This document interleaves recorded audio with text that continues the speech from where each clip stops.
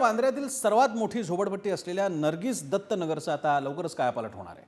या झोपडपट्टीचा पुनर्विकास करण्यात येणार आहे। सुमारे 4.5 एकरच्या या परिसरात 1515 घरं आहेत। या प्रकल्पाला रहिवाशांचा जरी विरोध नसला तरी त्यांच्या अनेक मागण्या आहेत। याविषयी आढावा घेतलाय आमचे प्रतिनिधी रिद्देश हातीकर। मुंबईतील बँड्रा पश्चिम येथे असलेल्या वांद्रातील सर्वात मोठी झोपडपट्टी अर्थातच नर्गिस दत्त ही नगरमध्ये असलेल्या झोपडपट्टी आणि मी सध्या त्याच झोपडपट्टी परिसरात आहे। आपण पाहिलं तर ही झोपडपट्टी आता लवकरच या झोपडपट्टीचं हे जे रिडेव्हलपमेंट आहे ते होणार आहे।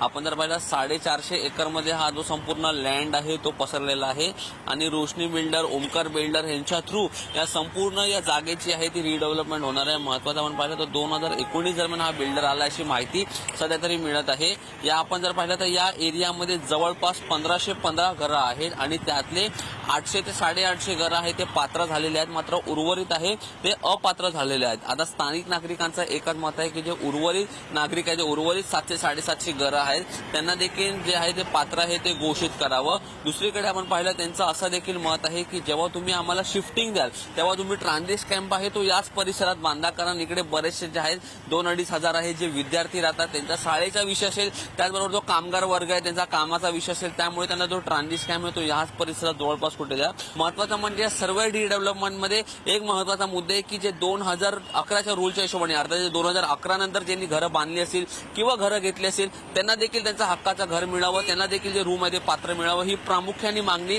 इकडच्या स्थानिक नागरिकांकडून करण्यात आली। मात्र ह्या ज्या मागण्या सर्व मागण्या आहेत ते बिल्डरकडून देखील पूर्ण केले जातील की नाही हे देखील पाहणं मात्र आता महत्वाचं असणार आहे। त्याचबरोबर इकडचे जे रिडेव्हलपमेंट आहे तो प्रोजेक्ट कधी कंप्लीट होतो हे देखील पाहणं मात्र तितकंच महत्वाचं असणार आहे।